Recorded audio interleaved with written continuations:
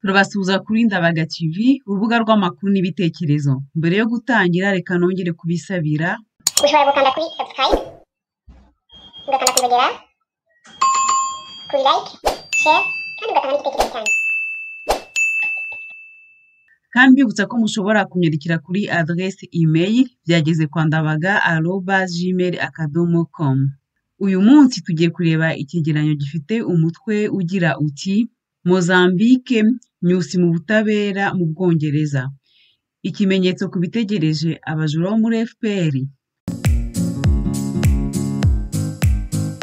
Mu cyumweru cyashize hatangajwe ko perezida wa Mozambique inshuti ya Kagame aregwa i Londres n'ikigo ku kibazo cy'inguzanyo ingana na miliyari 2 z'amadolari yashyize igihugu cye mu bibazo by'amafaranga. Igice kimwe cy'iyo nguzanyo kikaba cyararangiriye muri ruswa z'ubutegetsi. Muri iki cyegeranyo tugiye kureba uko ikirego giteye ndetse n'amavu n'amavuko y'uwo mwenda. Muraza kubona ko ari ikinyoma cya leta nk'uko tukibona mu Rwanda. Mu byo muza kubona nanone ni uko Mozambique bayitaga Petit Qatar. Ibi bikatwibutsa ko u Rwanda barwita Singapore ya Afurika. Muraza kubona uko inteko ishinga amategeko itamenye iby'uwo mwenda nka ya mitako yo mu Rwanda, ubu noneho yagaciye aho ihemberwa kwicara mu rugo.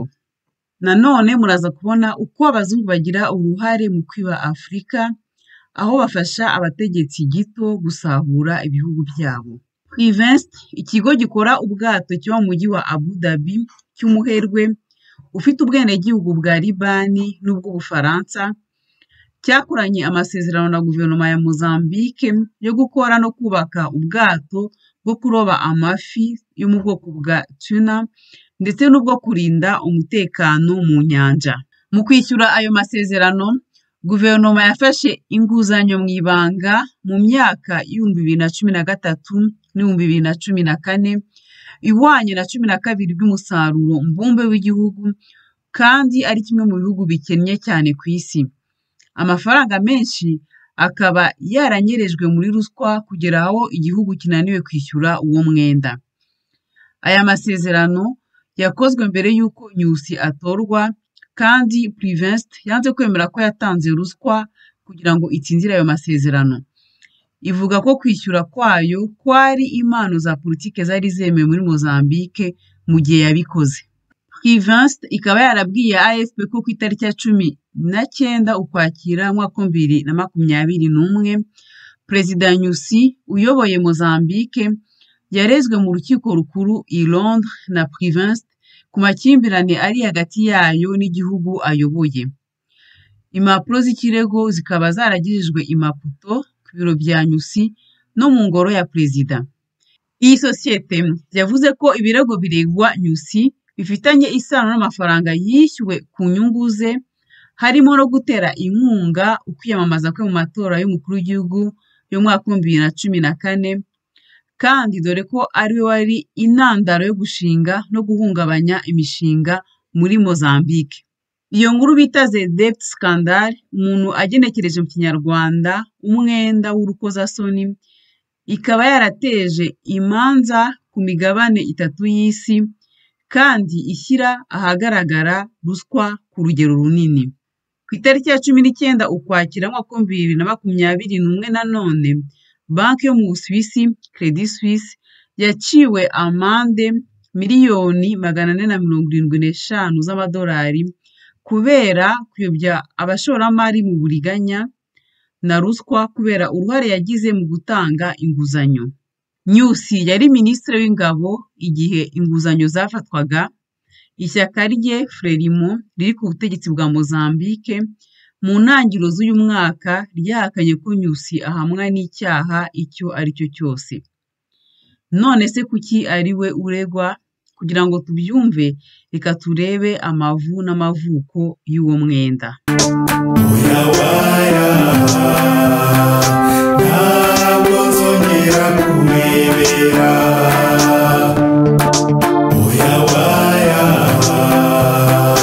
Hari igihe ngikoma umutima wanjye nyujije umwe.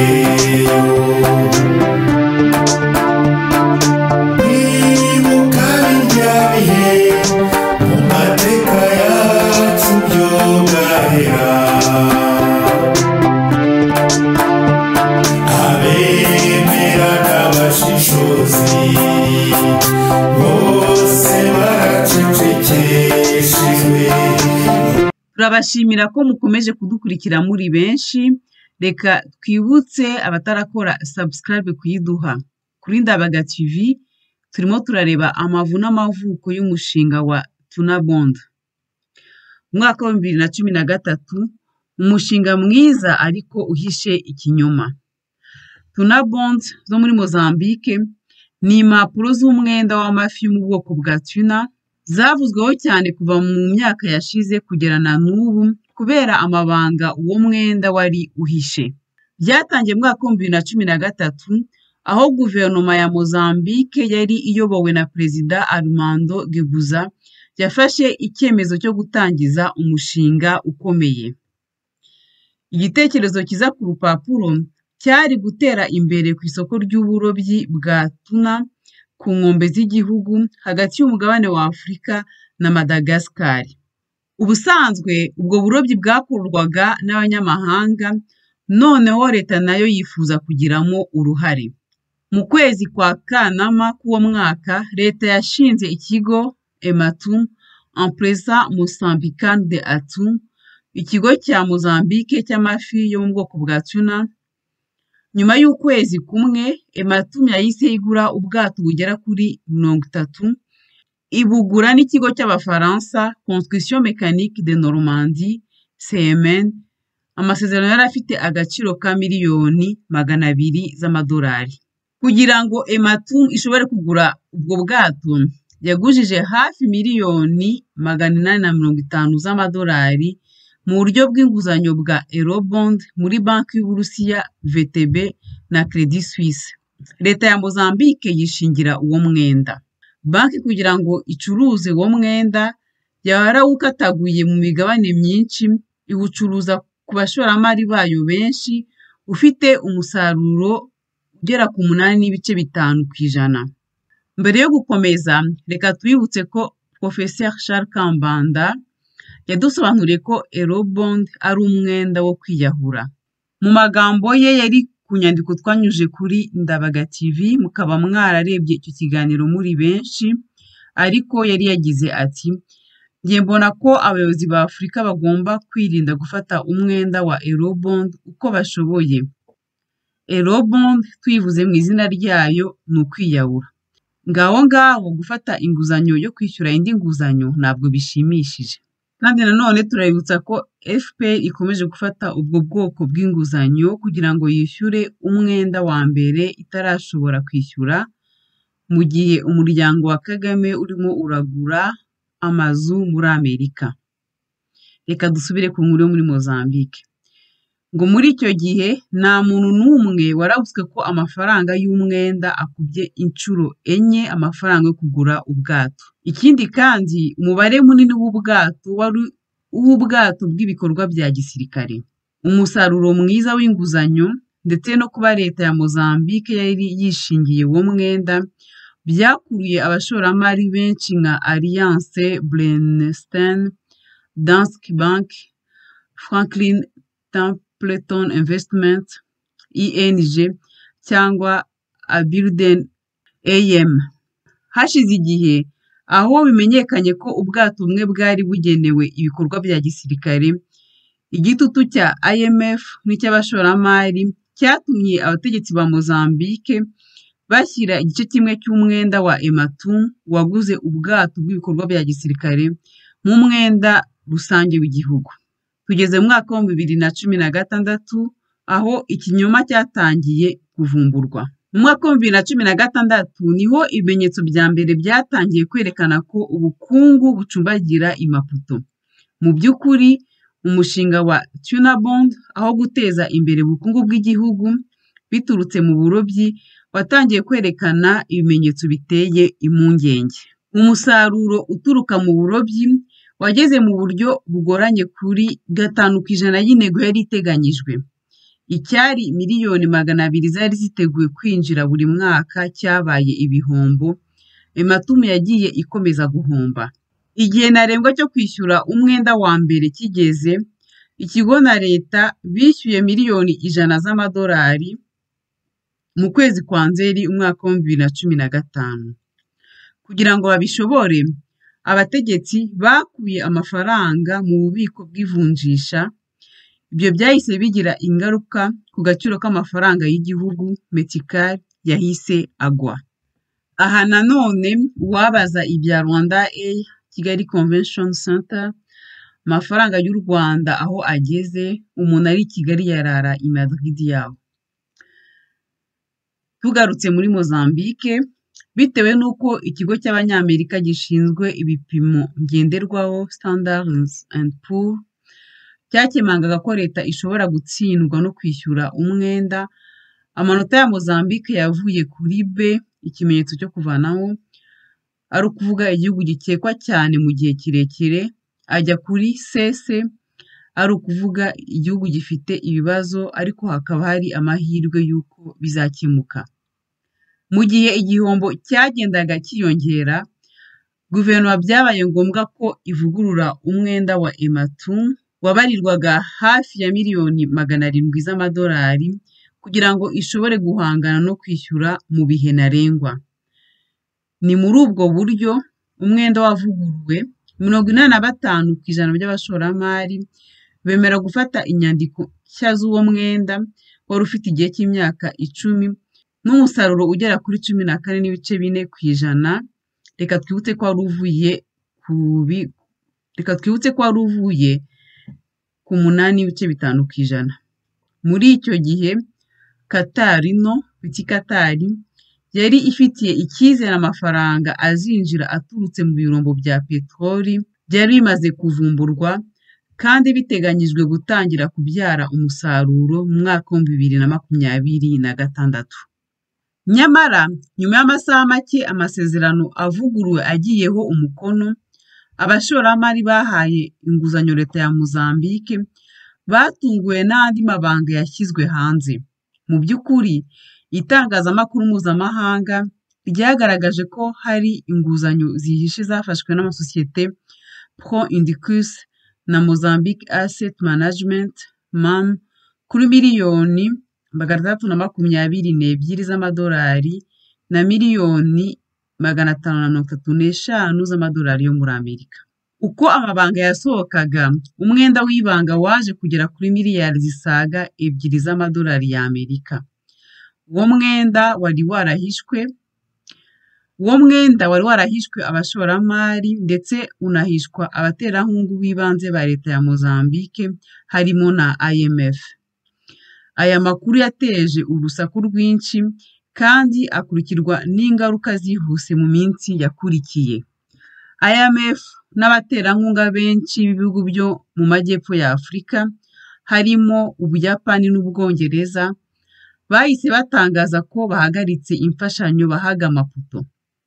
Umwenda w'igihugu uvuguruwe wahise uva kuri 86% by'umusaruro mbumbe mu mwaka wa 2015 ugera ku 130% by'umusaruro mbumbe mu mwaka wa 2016. Mu gihugu ndetse no ku rwego mpuzamahanga, abantu batangiye kuvuga ko ari inkuru y'urukozasoni. Guverinoma yari yabanje guhakana ukuri, yisanze nta yandi mahitamo ifite uretse yo kwatura kugira ngo igabanye ingaruka z'ibyo bintu. Turebe umwenda uhishe kandi utanyuze mu mategeko. Kugira ngo umucyo y'uko ibintu byagenze utangwe, hasabwe iperereza ryigenga rikorwa n'ikigo cy'Abanyamerika Kroll Inc. Nyuma y'irya komite y'abadepite ryabonetse nk'iridahagije kandi rituzuye. Amaperereza atandukanye yakozwe yagaragaje ko iyo myenda yakozwe mu ibanga mu buryo butandukanye. N'izindi nguzanyo nyinshi zavugwaga muri urwo rubanza, raporo zerekanye ko inguzanyo ingana na miliyoni 850 z'amadolari leta yishingiye yafashwe inteko ishinga amategeko itabyemeye. Ibyo bikaba byaratesheje agaciro ingwate yafashwe na guverinoma kuko itegeko nshinga rya Mozambique riteganya ko ari inteko nshinga amategeko yonyine ishobora kugira ubwo bubasha. Byongeye kandi amafaranga leta yishingiye yarengaga cyane igisenge cyemerwaga n'amategeko agenga imari y'umwaka w'ibihumbi bibiri na cumi na gatatu n'umwaka w'ibihumbi bibiri na cumi na kane. Bityo uwo mwenda wari utemewe n'amategeko ya Mozambique. Byongeye kandi kuba sosiyete Ematum yari itazwi n'abaturage bo muri Mozambique ndetse n'inteko ishinga amategeko byateshaga agaciro ubusigire bw'igikorwa cyakozwe. Ikindi kandi abayobozi benshi bo mu nzego za leta byarangiye bemeye ko umushinga wo kuroba tuna wari ugamije guhisha ibikorwa bigari bya leta byo kugura intwaro z'ubwato, ubwato bwa gisirikare, sisiteme yo kugenzura n'ubwubatsi bwa gisirikare ku nyanja mu rwego rwo kurinda umutekano w'igihugu. Ubwato bukorwa n'ikigo Privence cy'umunyefaransa n'umuribani Iskandar Safa. Kuva tugitangira twifuzaga miliyari 2 z'amadolari ya Pro Indicus nk'uko byavuzwe na Antonio de Rosario, umuyobozi w'amasosiyete 3 ya Mozambique yabigizemo uruhare, mbere yo kongeraho ko biragaragara ko tutashoboraga kuvuga cyangwa kubwira amabanki cyangwa undi muntu uwo ari we wese ko uburobyi butari umushinga nyamukuru. Ku rundi ruhande, raporo ya CRO yerekanye ko amato 30 yaguzwe na leta ya Mozambique yongerewe igiciro cyane. Imibare yerekanye ko itandukaniro ryari hagati y'agaciro nyako n'amafaranga yari yateganyijwe kugura ubwato ari miliyoni 713. Nyuma yaho haje kugaragazwa ko miliyari zisaga 1.5 z'amadolari y'uwo mwenda yazimiye mu kirere kandi n'abashoboraga kuzikozaho intoki. Ibyo byatumye abantu bibwira ko umushinga Tuna Bonds wemereye leta ya Mozambique gutangiza igikorwa kinini cyo kunyereza umutungo mu buyobozi bukuru bwa leta ya Mozambique.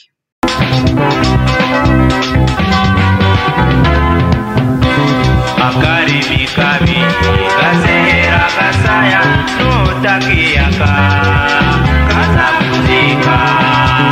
Mu mwaka wa 2016 abangavu bagera ku bihumbi 17,500 batewe inda bakiri abanyeshuri. Kuva mu mwaka wa 2018 imibare y'abana basambanyijwe yiyongereyeho ku rugero rwa 55%.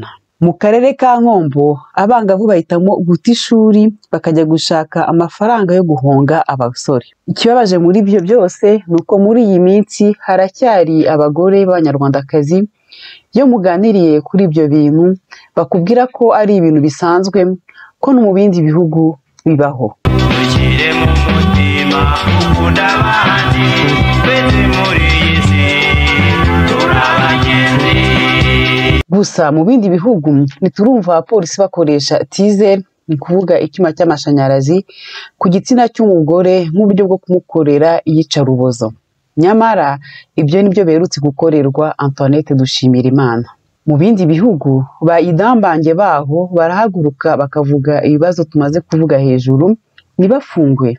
Mu bindi bihugu abagore baho bashyira hamwe mu guharanira uburenganzira bwa bagenzi babo. Biragayitse kuba abategarugori b'abanyarwandakazi aho kuba umutima w'u Rwanda, aho guharanira uburenganzira bwa mama Rwanda, bamwe barahisemo kuba ibikoresho bya FPR. Ukire mu mutima ukunda abandi twese muri iyi si turabagenzi. Mureke nibarize abagore bagenzi banjye biyemeje guceceka no kurebera. Muzasubiza iki abana banyu nibababaza ati mwakoze iki igihe FPR yaguraga abagore bo muri Brazil ikabamurika igasebya u Rwanda imbere y'amahanga aho kuzamura abari b'u Rwanda? Umunyarwanda nahabwa agaciro, umuturage niyubahwe, abaturage nibubahwe. Inkotanyi ntituzazikumbura, ntituzazikumbura.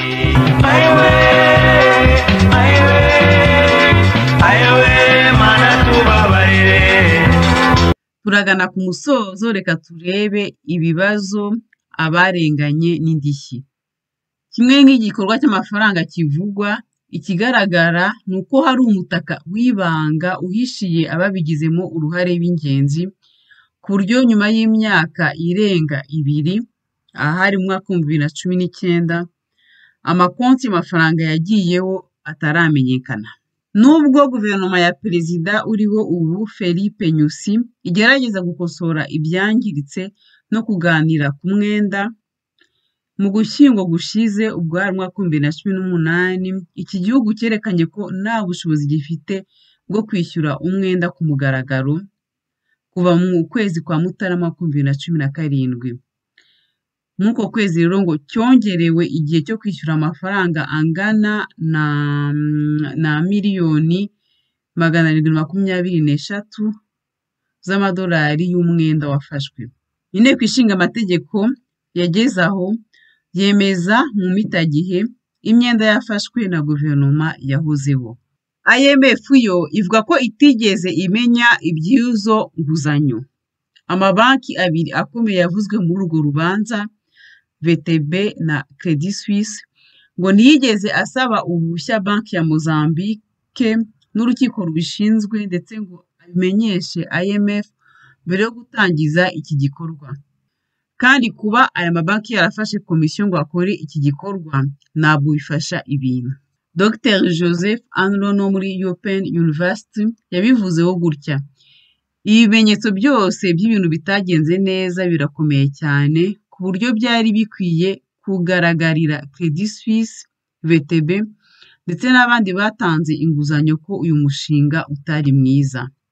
Mu mwaka wa 2019 ubutabera bw'Abanyamerika bwinjiye muri iki kibazo ku buryo abantu bari biteguye kureba ikizasohoka muri iyi tuna bond. Ibyo ari byo byose abarenganye muri uyu mushinga ni abaturage ba Mozambique, kuko iki gihugu kiza ku mwanya w'180 ku isi mu bijyanye n'iterambere ry'abantu. Uyu mwenda ukaba uzarushaho kwangiza imibereho y'abaturage bari basanzwe babuze amikoro yo kubaho neza.